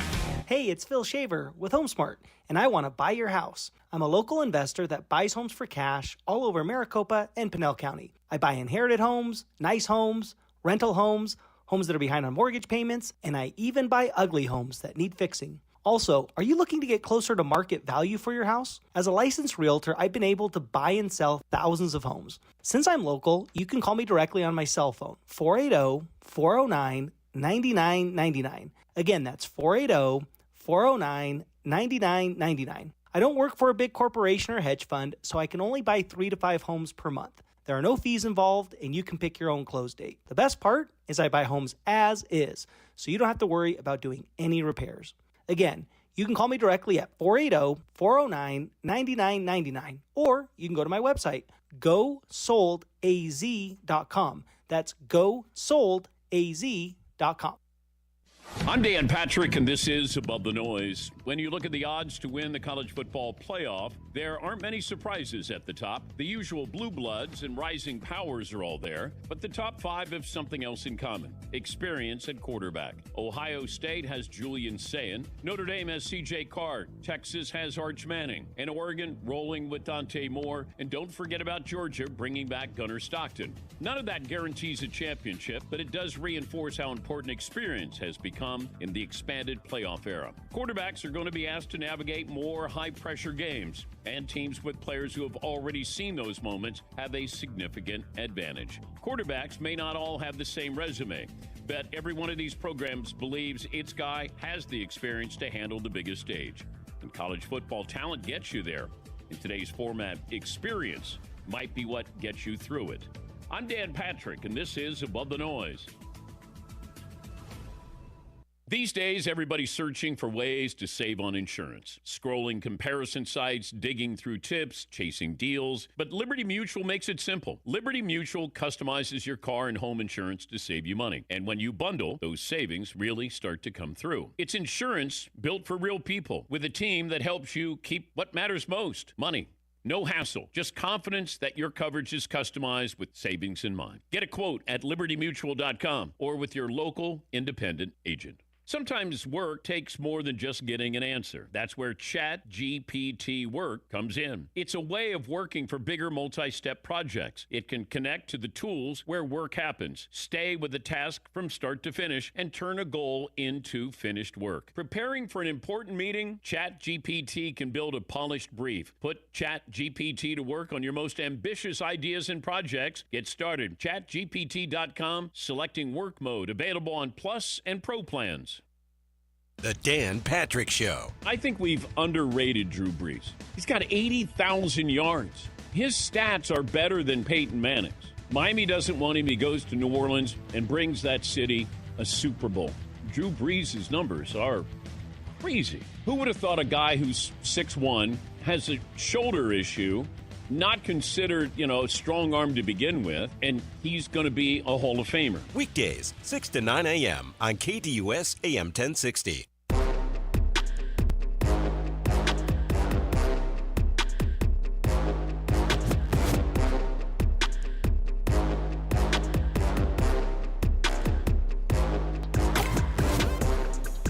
ASU found themselves in the transfer portal this offseason, looking for a new quarterback after Sam Leavitt was off to LSU. And it was Cutter Boley who was brought in. And for a transfer portal quarterback, and maybe this responsibility kind of falls on me, I just don't feel like we're talking about Cutter Boley at all. He's the new face. He's a quarterback at a Power 4 institution. He was acquired via the transfer portal. I mean, all the reasons in the world why we should be talking about Cutter Boley, but we just aren't. And I read a story this morning on ESPN titled Insider Intel on College Football's Top QBs. And it's broken down by conference. And you go down to the Big 12. And you know who's not listed there at all? No mention of Cutter Boley. No mention of ASU. They're just not talked about. Noah Fafita talked about. A bunch of other quarterbacks in the Big 12 talked about. So kind of flying under the radar is Cutter Boley. And maybe that's okay. Maybe that's what we want. Maybe we don't want a ton of pressure on a kid coming over from Kentucky who doesn't have a ton of experience, isn't one of the more well sought after transfer portal QBs, but Kenny clearly thinks he's the guy that can lead this team. We're just not talking about him a whole lot. And that makes it hard to wonder what the expectations should be for this ASU team. And so, a couple of Sun Devils here on this program. What are the expectations for this team this year? I seem to be more optimistic than I think a lot. But I look at this team, and I think they're going to be pretty good. And so let me stop you. I'm not saying what you think they're going to be. What are the expectations? Yeah. What is going to make this fan base, this city, this community go, that was a good year for ASU? 10 wins. So it's got to be. Expectations. I think the expectation is 8 or 9 wins. I think 10 wins would be exceeding that bar. So 10 wins is where they have to get to for you to come onto this program, speak into this microphone, and say, good year for Kenny Dillingham and the Sun Devils. Yeah, I think they'll, you're talking about a loss at A&M, a loss either at Texas Tech or at BYU, and you take care of your home games. I think a 10-win season, you would feel really good about that they are continuing to step in that right direction. I think if you get to 8 wins, we're having that conversation of okay, have they plateaued a little? So that some doubt would start to creep into your mind a little bit. I don't know if doubt's not the right word, but it would just, I would need them to, feel like they took another step forward at some point. I think I agree with you, but I also sit here and think to myself that I've never really been in love with the idea of putting a specific number of games on what would make a successful season in college. There's just so much that goes on. It's so hard. Right? College is so different than the NFL. It's like any given day, you could, with a win or a loss, you could feel really good about it or really bad about it. In the NFL, it just doesn't work as much like that. I personally am going to set my expectations for this team as the following. They're going to be the same that I had for them last year. When we get to the final week of the regular season, is ASU in the mix to play for a Big 12 championship game? Are you playing for a chance to go to Dallas? I think that's a great way to put it. And for me, I put a number on it. I think it's probably, one conference loss, 2 conference losses. So that's kind of that 9 to 10 win mark, assuming that they may come up short at College Station. Because let me let you in on a little secret, everybody. You can't win the conference championship every single year. You can't play for the conference championship every single year. You play in a Power 4 conference, a lot of good schools, a lot of schools spending money, a lot of schools that have talent. You want to be pulling up a chair every year and having a seat at the table, right? You want to be considered a threat every single year. To me, that is the mark of Kenny Dillingham having success here with this program. Year in and year out, when a conversation comes up about the Big 12 and who's going to play in the Big 12 championship game, nobody in college sports has that conversation without mentioning Kenny Dillingham and ASU. That's the bar. That's the expectation. If you do that every year, you'll win some Big 12 championships. You'll get into the college football playoff. Perhaps you have a miracle run every once in a while there as well. That, to me, is where this program's next leap is. That's where the next step is, being a perennial seat at the table for a Big 12 title. So, for me, get to the final week of the season where it is mathematically possible, and I mean not you win and 6 other teams lose, like you win and another team lose. Like, have it be realistic. Yeah, have it be a realistic goal at the end of the season. If at the last week of the regular season, there's a realistic set of outcomes that can lead to you being in a Big 12 championship game, I think you've had a successful season. I think that's a really fair way to put it. Can Cutter Boley be that quarterback? I think there is just so much unknown. The one thing I tend to keep coming back to is, one, I think because of what you've done in the past, your coach has a unique, I don't want to say advantage, but, past that has allowed you to believe in a quarterback who, is a little younger, is a little less proven, come into the system and say, okay, he can really grow here with Kenny Dillingham. Oh, we've talked about this on the show before, but it's been a little bit, so I'll repeat it. Kenny Dillingham and ASU are picking a very unique approach to the transfer portal when it comes to a quarterback. Everybody else rushes out to throw all the money they can at the big names who have the big stats, who are looking for a chance to win a championship. Kenny Dillingham is betting on himself. Kenny Dillingham is betting on the idea of my system, my coaching, my coaches around me, the coordinators, the system that we play in. I'm going to be able to take somebody who maybe isn't a top 5 transfer portal QB, but I'm going to be able to take somebody, and I'm going to be the college quarterback whisperer, and I'm going to turn, a $2.5, $3 million quarterback into somebody who could be a $7, $10 million a year quarterback. Exactly, and I keep falling. He's moneyballing it at the quarterback position. 100%. And he's bought himself that freedom or that opportunity because of what he did last time, because of what he did with Sam Leavitt. And I urge people to remember, when Sam came into this program, he had never made a college start before. Cutter is going to come in here with tenfold the experience that Sam came in here. This is a guy who, in the SEC, in 2 years, yes, I understand that we're talking about a guy who played at Kentucky, but played against some of the best teams in the country, started every game last year, started games 2 years ago in 2024. He's at least attempted over 200 throws at the collegiate level. That is over 200 more than Sam had attempted when he came here to ASU. This is a quarterback who, like Sam, moves well, understands the pocket, has a bigger arm. But the difference is, I've watched one of them make double-digit starts in college in some really tough places to play. And so I am a little excited to see, here's a guy who has all the raw talent, played in some really big environments, and now gets to get here, get in this system, learn it, and we get to see what it looks like now. I mean, I'm excited for the season. Don't get me wrong. I'm very excited. I think it's hard to put together the pieces of the puzzle to figure out what exactly this team is this year and what they should be this year.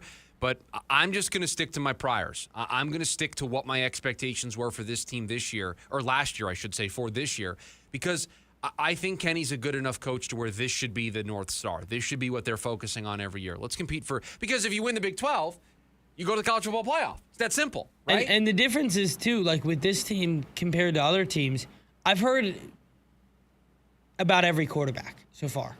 Like in their practices, I've heard about every one of them, all four. Between Boley, Dreyer, Fett, and Keene. I've heard about all of them. And so, yeah, they may use multiple, but you're right. Like, you get to the Big 12 championship, you're talking about you're in. You win the Big 12, you're in. You're dancing, period. That's it. That's the end of the conversation.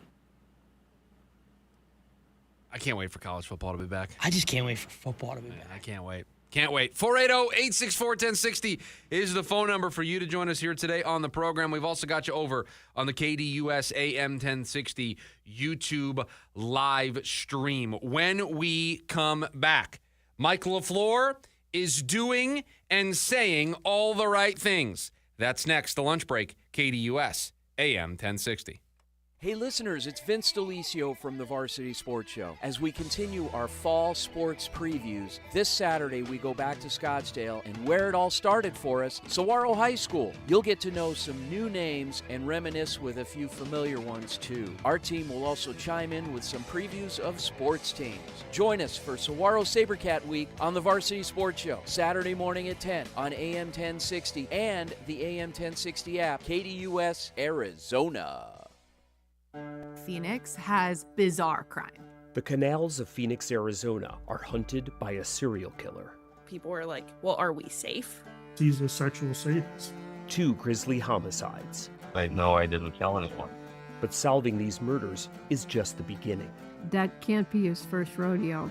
This is Season 6 of American Nightmares, The Canal Murders. Coming soon, wherever you get your podcasts. Chicago Sticks, the Windy Cities Tour.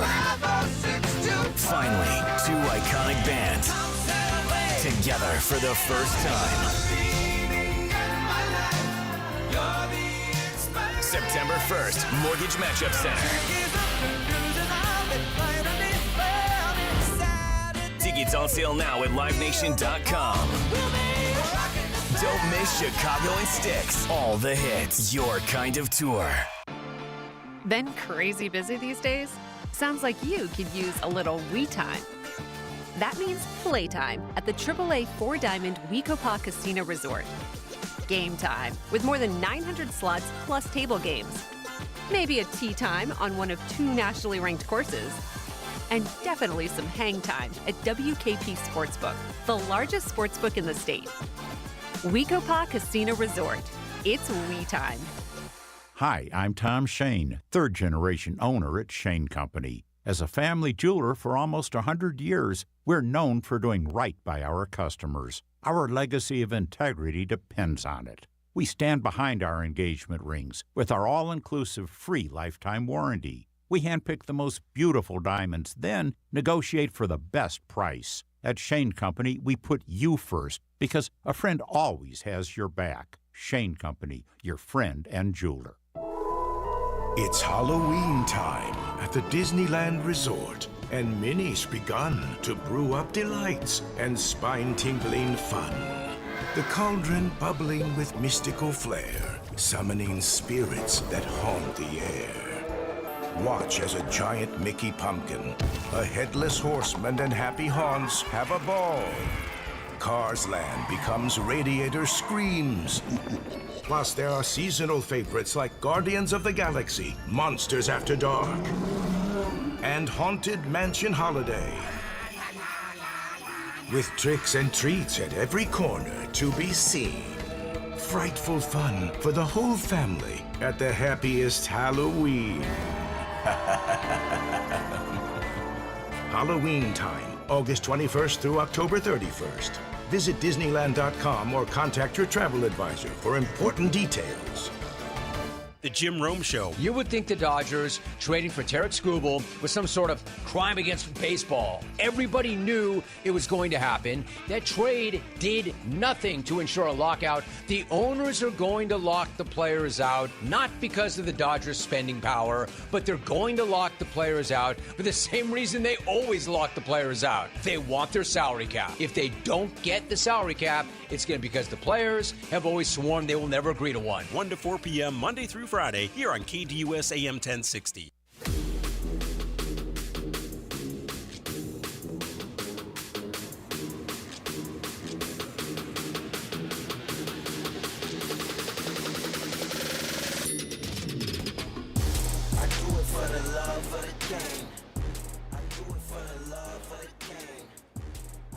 Cardinals out at practice right now. Walter Nolan, after leaving Sunday's practice yesterday, he was out there stretching, was wearing something on his hand, but everything seemed to be okay. The Cardinals also announced today that they will be retiring Larry Fitzgerald's number 11 this season. Now, he's in the Hall of Fame now. They're going to retire number 11. Correct. Both of those things occurred before he officially retired from the sport of football. He hasn't signed papers? Well, no, he did, but there was never like, you know how you announce you're retiring. You put out the big thank you. There's a press conference, especially with a player of Larry's caliber, right? His contract expired and he just went off into the sunset.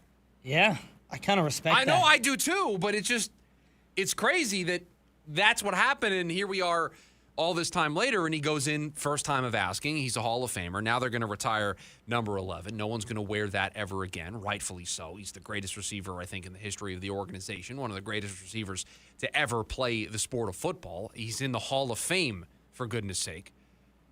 And so it's a great moment, and there's been a lot of great moments this offseason for the Arizona Cardinals, I think. Mostly good for this organization, and one that I keep coming back to, and producer Evan, I'd love to know if you feel the same way. And this is a feel thing. This is a vibes thing. I don't have data to back this up. There's no fancy number that I'm going to point to. I'm a huge nerd. I don't have any of that. This is vibes for me. But the vibes around Mike LaFleur just feel great right now. Yeah, they do. He feels... It was the preseason game into how he's handled everything after. Right, him saying, "Oh yeah, no, we're not where we need to be. We're still behind."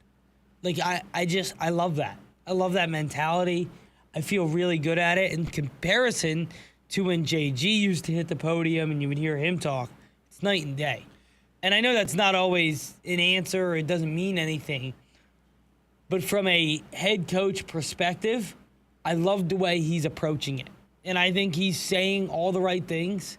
I think so far he's doing the right things. And through one preseason game for an offensive-minded head coach, I think they really kind of backed up what he has said and how he's presented himself through camp. Yeah, and we're in the honeymoon period still with LaFleur, right? He hasn't made a terrible third down play call or didn't go for it on fourth down when we think he should. He didn't, put together a bad drive late in the game to lose. Like we haven't gone through those moments yet, and we will. Just warning you now, those are going to happen. There's going to be times where we come in here and we're upset about a play call.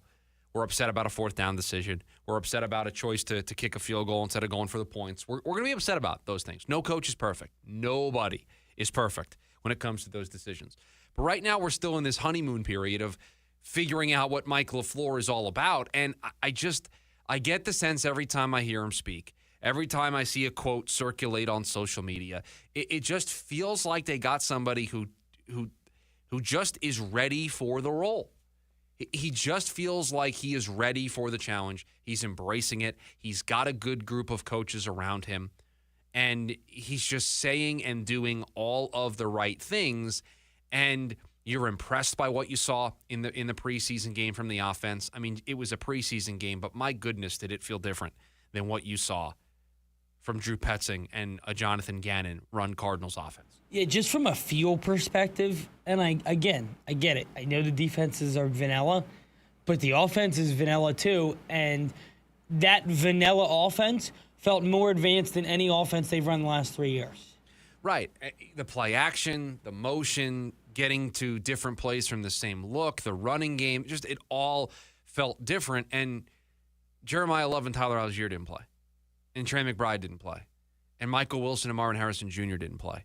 And so no offense to any of the guys who played in the Hall of Fame game, because I actually thought the offense was really impressive. We talked about that last week. You don't have your top-tier talent running those plays, running that offense. So it was vanilla, and it wasn't with the top talent. That's why you're excited. Yeah, it's not hard to get excited after watching that game, because if it was vanilla and I didn't use the best tight end in football. By the way, Trey McBride is going to have 2,000 yards if this offense plays like they did on Thursday night. Yeah, you may take the over on every player prop if this offense looks the way it did last Thursday. But they didn't use Michael Wilson. You didn't see Trey McBride. You didn't see the third pick in the draft. And I thought they ran the ball exceptionally well. Yeah, I was really, really... And then just on top of that, as well as Chase Basantas played, I mean, just you feel so good about that. There was just so many positives to take away. They lost the game. They give up 33 points in the Hall of Fame game. I get it. Not that winning and losing matters in the preseason, but giving up 33 is certainly alarming. I don't think this defense is going to be good at all. I don't think there's any argument that this defense may be one of the worst in football. But offensively, I think they're going to be exciting. I think there's going to be a lot of things we're going to look forward to. And you feel like, at least I do, that they've got something in this coach. I mean, LaFleur was somebody that we had on both of our short lists. We both had him inside the top 3 of our candidates. So he was my number 1, if I remember correctly. Once the Mike McDaniel dream came to an end. Once the Mike McDaniel dream came to an end. I had Kubiak and then LaFleur. Right, I had LaFleur and then Kubiak. Yeah. And so this is somebody that I thought made a ton of sense for what the Cardinals wanted to be, and so far so good. Their early returns, right? First impressions, honeymoon period, however you want to describe it. A long way to go, right? I'm sure we felt the same way. We weren't doing a radio show at the time, but I'm sure the sentiment around Jonathan Gannon was the same, right? You felt good. Yeah, we probably did feel good. But you know what I haven't had? I haven't had the Jonathan Gannon press conference or the pre-press conference. The video. I'm sorry, I never really felt that good with JG. But that is what everyone keeps going back to. I come back to, I thought he was terrible at the podium. I thought it was a team that, yes, defensively, very good, that Eagles team, but struggled in the biggest game. And on top of all of that, it's hard for me to believe in defensive-minded head coaches in today's NFL. Yeah, for sure. I want a young offensive mind who can take me to the next level and find me the quarterback that's going to win. I'm not saying that's always a foolproof plan, but when you look at recent Super Bowl winners, I would say more often than not it's an offensive-minded young head coach. I'm not saying that's always true. Look at Seattle. But it is easier to win with a offensive guru, if you want to put it that way. I'm just excited. I continue to be impressed by LaFleur. He's saying and doing all the right things, and I legitimately think we're going to feel the same way about LaFleur at the end of the season, or maybe even by the midway point, the way we feel about Jordan Ott. I really do. I feel like you're going to have that light bulb moment of, oh, we've got a coach, and you can't have it now. It's too early to have it now, but I think by Halloween, I really think we're going to feel it. 480-864-1060 is the phone number for you to join us here today on the program. We've also got you over on the KDUS AM 1060 YouTube live stream. When we come back, it's all the stories we didn't get to here today on the show. We call them the leftovers. We get to them next. The lunch break, KDUS AM 1060. The NASCAR Cup Series returns to the action track. They're wrecking. Trouble off turn number 3. Joey Logano gets nailed. Here comes Bubba Wallace, Brad Keselowski, Connor Zillage. For a Saturday night showdown at Richmond Raceway. His orange Toyota Camry wide up against the safer barrier. Denny Hamlin comes to the start-finish line. It's the Cookout 400. Coverage begins this Saturday at 3 p.m. right here on KDUS AM 1060 and the KDUS app. This is Michael with Restore My Civil Rights. For many listeners, a criminal record can feel permanent. Thankfully, Arizona law allows convictions to be set aside and civil rights, including Second Amendment rights, to be restored. For the hundreds of listeners we have assisted to date, the results have been life-changing. If you're ready to find out what's possible for yourself or a loved one, we can help. To book a free consultation today, call 855-GUN-RIGHTS or visit RestoreMyCivilRights.com. That's RestoreMyCivilRights.com. A night you don't want to miss. Avenged Sevenfold. Good Charlotte. North America Tour 2026. Talking Stick Resort Amphitheater. August 27th. Avenged Sevenfold. Good Charlotte. An epic night of music. Get tickets now at livenation.com. Don't miss Avenged Sevenfold and Good Charlotte, part of the America First Credit Union Concert Series. This is Arizona's biggest name in gaming. Whether it's the brilliantly brand new White Tanks or the always spectacular West Valley right down the street, we've got you covered with the hottest slots and tables, state-of-the-art sports book, dazzling dining like the legendary Morton's The Steakhouse, entertainment, and more. The brand new Desert Diamond White Tanks and Desert Diamond West Valley. An enterprise of the Donna Automation.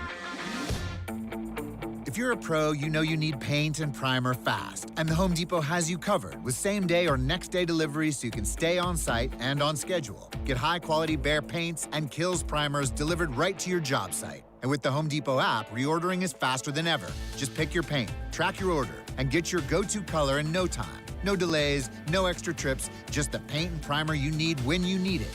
The Home Depot. How pros get more done.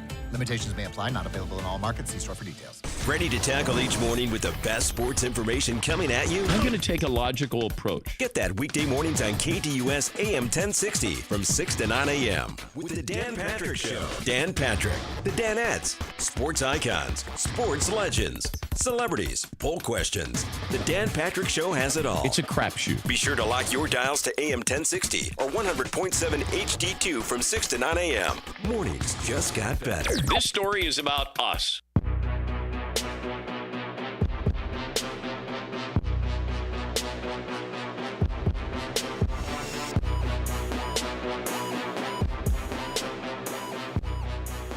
Wrapping up today's edition of the show. Do it the same way every day. It's all the stories we didn't get to here today. Producer Evan puts them together. They're called The Leftovers. What do we have on the docket today, my friend? I thought I had a fun one for you, and I told you a little bit about it in the morning meeting, but I thought it would be a fun one to kind of cover on the show.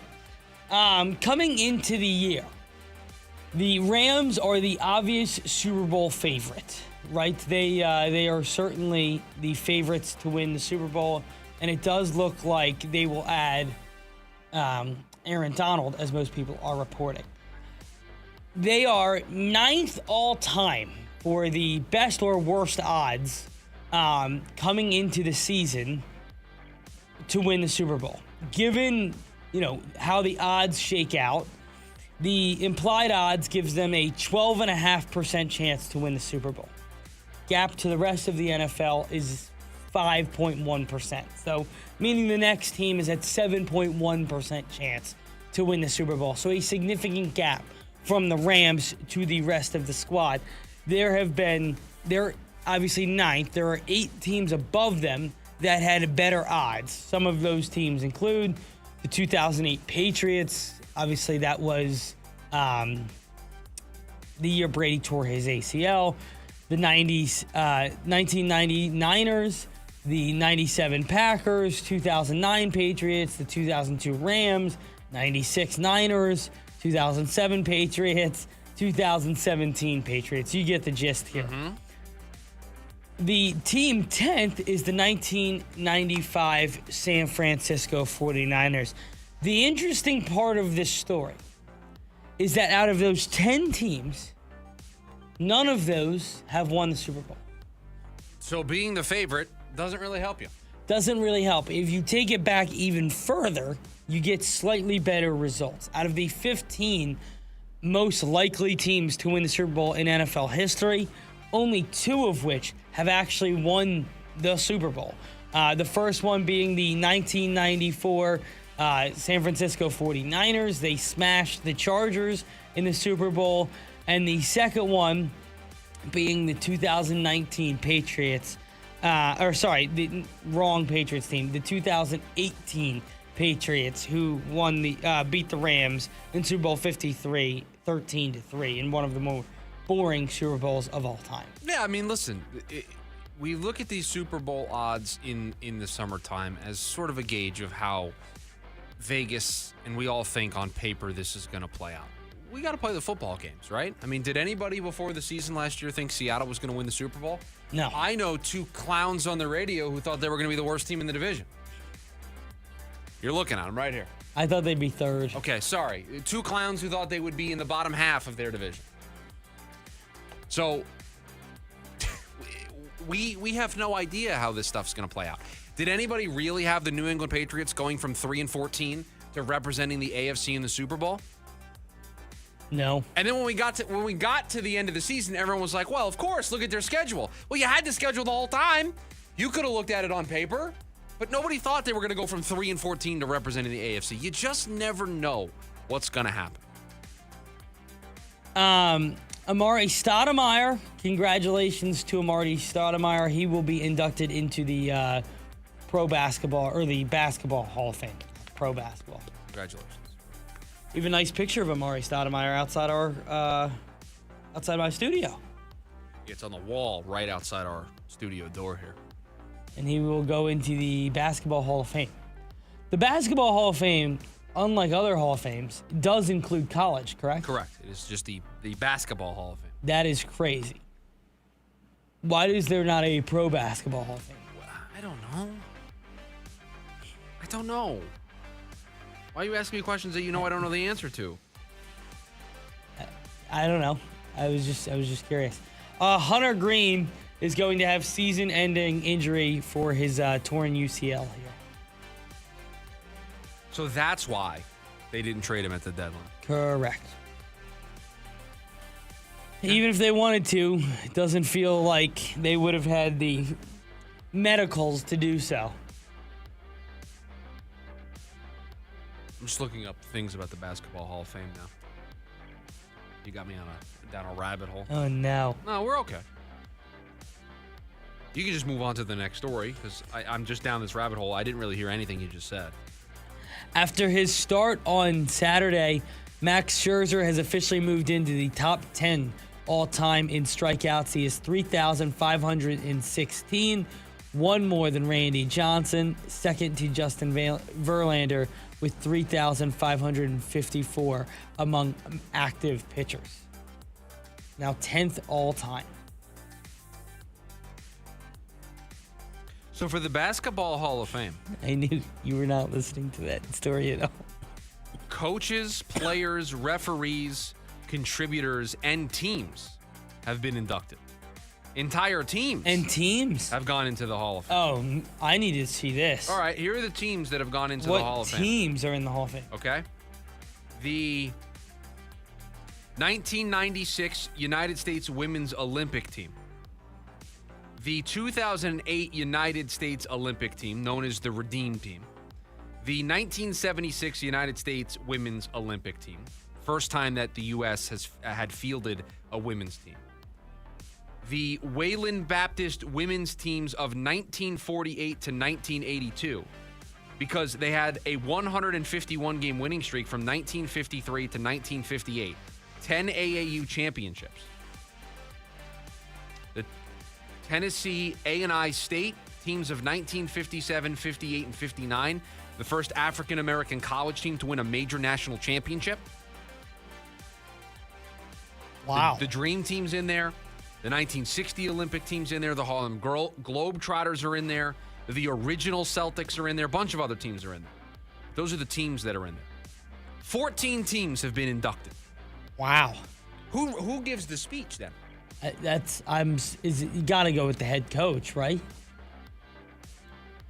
So on the 2008 Redeem team, you would have Coach K give the speech? I think so.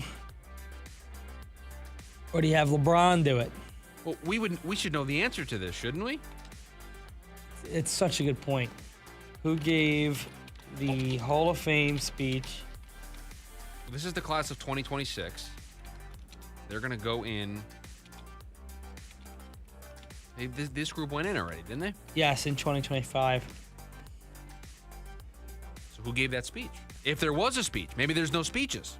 The remarks were shared by Jerry Colangelo, Coach K, LeBron James, D. Wade, I was going to suggest Paul, Wade and Jason Kidd.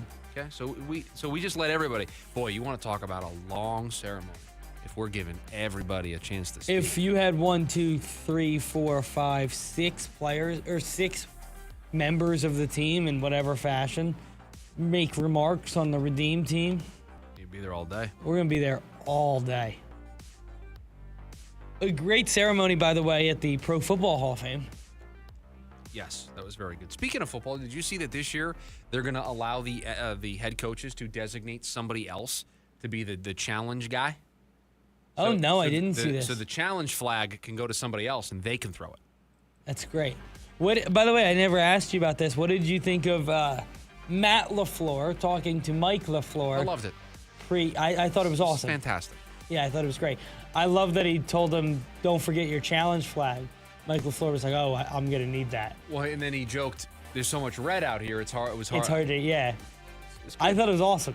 I thought it was great. I wanted to bring it up the other day, and I just kind of blanked on it. But yeah, I thought that was a really fun little thing they did there in the pregame. Yes, it was. By the way, in case you weren't listening at all, Max Scherzer now 10th all time. No, I heard that. I just didn't really have much to add because I was down a rabbit hole about the Basketball Hall of Fame. But good for Scherzer because he's not having that great of a season. No, so but he was dominant against the Phillies. So to still be able to still get that milestone even when you're having a bad year, credit to him. Credit to him for getting that done.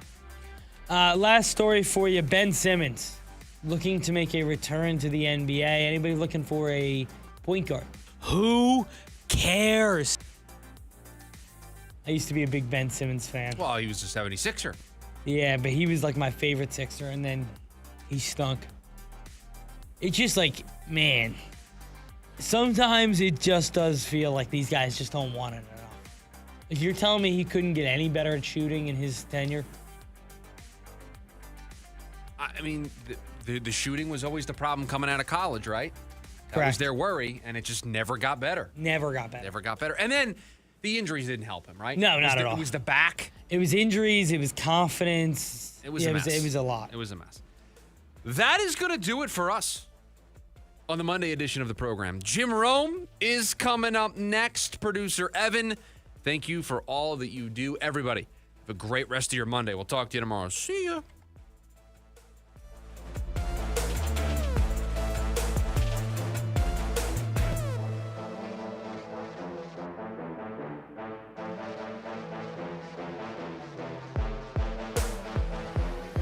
AM 1060 KDUS Tempe Phoenix and KSLX HD2 Scottsdale Phoenix.